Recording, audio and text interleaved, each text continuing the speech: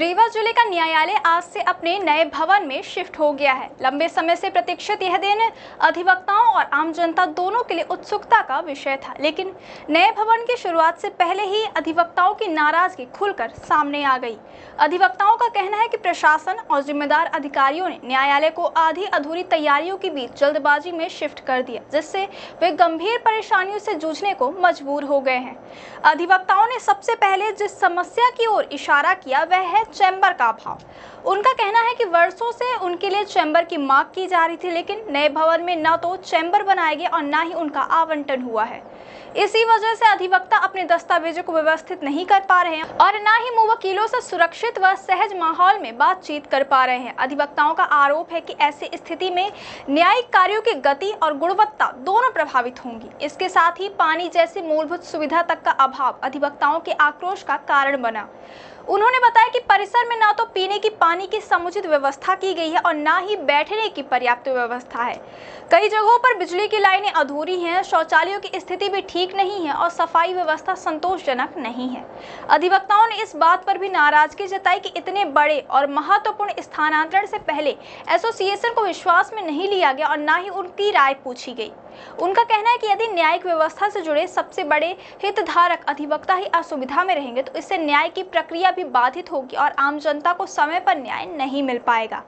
अधिवक्ताओं का आरोप है कि केवल औपचारिकता पूरी करने और भव्यता दिखाने के लिए नए भवन को जल्दबाजी में शुरू कर दिया गया, जबकि यदि कुछ और समय देकर तैयारियों को पूरा किया जाता तो इस भवन की गरिमा और प्रतिष्ठा और भी बढ़ जाती।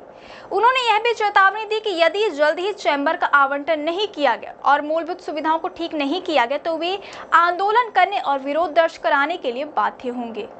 इन अव्यवस्थाओं और नाराजगी के बीच नए न्यायालय भवन की विशालता और भव्यता ने सभी का ध्यान अपनी ओर खींचा। कई अधिवक्ता और आम लोग इस भवन की तुलना ताजमहल से करते नजर आए। भवन का बाहरी स्वरूप, इसकी ऊंचाई, डिजाइन और आधुनिक निर्माण शैली इसे किसी ऐतिहासिक धरोहर जैसा आभास कराते हैं। अंदर प्रवेश करते ही विशाल हॉल, चौड़े गलियारे और ऊंची छतें लोगों को प्रभावित करती हैं। कहा जाता है कि यदि सभी व्यवस्थाएं दुरुस्त कर दी जाएं तो यह न्यायालय भवन पूरे प्रदेश ही नहीं बल्कि देश के गिने चुने आधुनिक न्यायालय परिसरों में अपनी पहचान बना सकता है। न्यायालय भवन के उद्घाटन के मौके पर पहुंचे लोगों ने भी माना कि यह इमारत आने वाले दशक तक जिले की शान और पहचान बनेगी, लेकिन साथ ही उन्होंने यह भी कहा कि केवल भव्यता से काम नहीं चलेगा। अब जब अधिवक्ता, कर्मचारी और न्याय की तलाश में आने वाला आम नागरिक सहज और सुविधाजनक वातावरण महसूस नहीं करेगा। फिलहाल नए भवन की खूबसूरती और चमक दमक के पीछे अधूरी व्यवस्थाओं का अंधेरा साफ तौर पर दिखाई दे रहा है। यही कारण है कि इस ऐतिहासिक शुरुआत पर जहां एक ओर लोग गर्व महसूस कर रहे हैं, वहीं दूसरी ओर अव्यवस्था और असंतोष की गूंज भी उतनी ही तेजी से सुनाई दे रही है। अब देखना यह होगा कि जिम्मेदार अधिकारी कितनी जल्दी अधिवक्ताओं की समस्याओं का समाधान करते हैं। चैम्बर का आवंटन, पानी, बिजली, सफाई और अन्य मूलभूत सुविधाओं को व्यवस्थित कराते हैं और इस भव्य भवन को वास्तव में वैसा ही सुविधाजनक और आधुनिक बनाते हैं जैसा इसकी विशालता और आकर्षण को देखकर लोग उम्मीद कर रहे हैं। यदि ऐसा हो गया तो निश्चित ही यह न्यायालय भवन न केवल पूरे रीवा बल्कि पूरे प्रदेश के लिए गौरव का विषय बन जाएगा। कैसा लग रहा आज नया दिन है और पहले दिन की शुरुआत है, लेकिन यहाँ पर कोई व्यवस्था नहीं है और अधिवक्ता यहाँ भटक रहे हैं।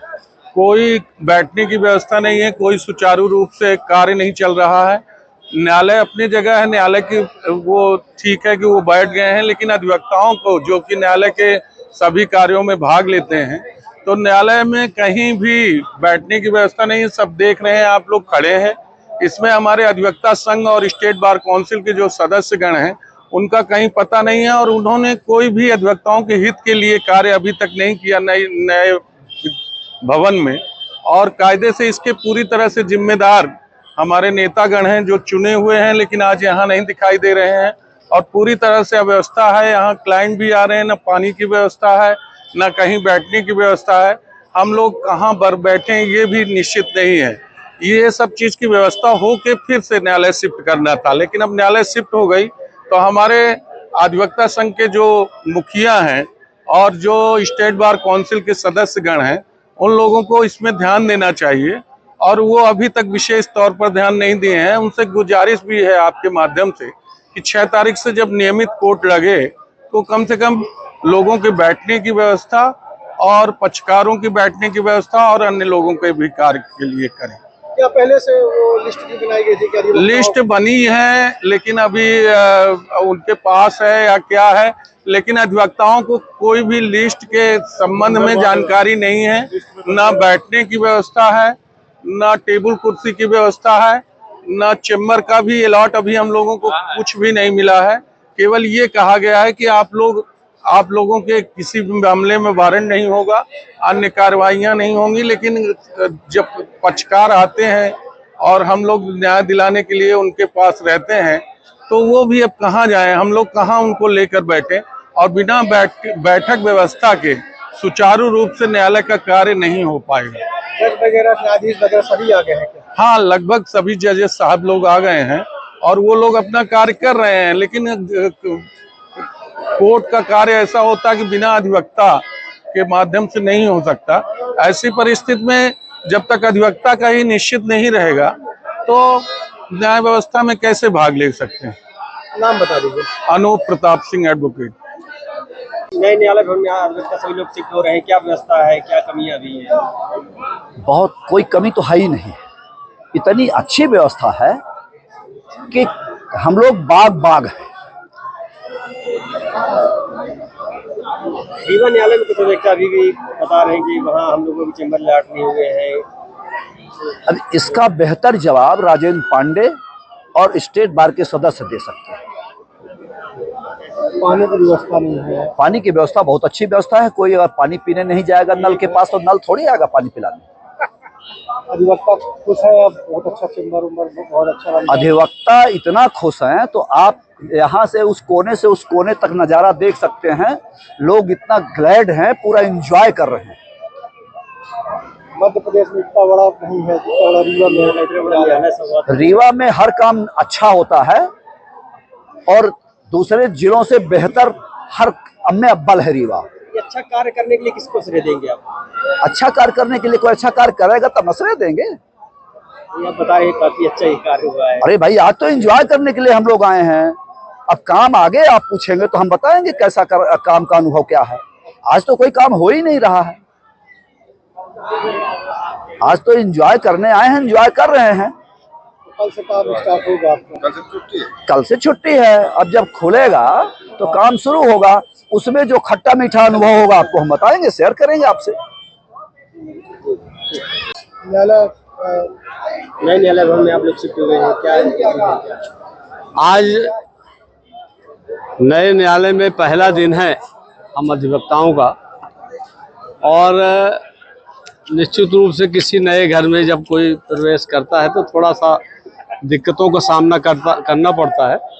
अब यहाँ एक चीज़ जरूर है कि अभी पहला दिन है तो लोगों को ये पता नहीं है कौन से मजिस्ट्रेट, कौन से जज कहाँ बैठ रहे हैं।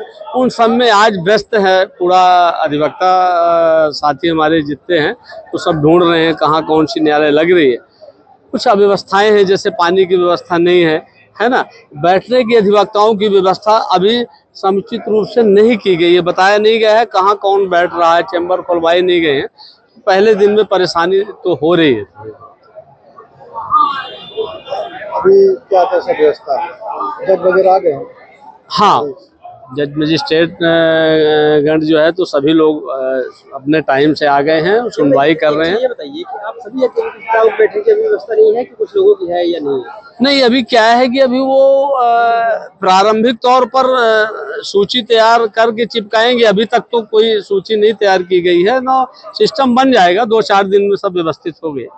कैसा भवन बना है? भवन बहुत अच्छा है अधिवक्ताओं के लिए। बीच वाला रूम जो है इसमें न्यायालय है, प्रथम तल, द्वितीय तल, तृतीय, मतलब सभी तलों में न्यायालय में जज मजिस्ट्रेट बैठेंगे। और बगल वाले में आपके जो है तो वहाँ अधिवक्ताओं का चैम्बर है, और तीसरा जो है तो उसमें नीचे रिकॉर्ड रूम है और ऊपर अधिवक्ताओं के बैठने के लिए। अधिवक्ता संतुष्ट है, खुश है? अब देखिए, सब संतुष्ट तो नहीं है, बहुत सारे लोग असंतुष्ट भी है। तो सबको संतुष्ट, देखिए किसी भी घर में सबको संतुष्ट नहीं किया जा सकता। ये हमारा परिवार है, जिनको असुविधा हो रही है असंतुष्ट होंगे, जिनको सुविधा है वो संतुष्ट होंगे। तो ये तो चलता रहेगा। नाम बता दीजिए। आनंद तिवारी, एडवोकेट। विरोध चल रहा है चेंबर इलाट को लेके, अब यहाँ शिफ्ट हुए आप, क्या स्थिति है? चेंबर अलॉटमेंट को लेके विरोध क्यों चले? तो चेंबर हुए नहीं अलॉट तो विरोध क्या होगा? अभी तो चेंबर ही नहीं है भाई। अगर सवाल चल रहा तो चल रहा कि हमको भी चेंबर नहीं मिले, हम बैठे कहाँ, हमारी बैठने की व्यवस्था नहीं हुई है, ये बात चल रही है। और उस बैठने की व्यवस्था में चेंबर का अलॉटमेंट भी है, बैठने की जो और दूसरी सिस्टम है वो भी है। तो थोड़ा यहाँ ये तो गलती हुई है कि हमको इस बात पे ध्यान देना था कि पहले व्यवस्था को ठीक कर लेते वकीलों की बैठने की, क्योंकि वकीलों के बिना न्यायालय नहीं चलेगा। वकील होंगे तभी न्यायालय चलेगा, और नहीं चल पा रहा है न्यायालय।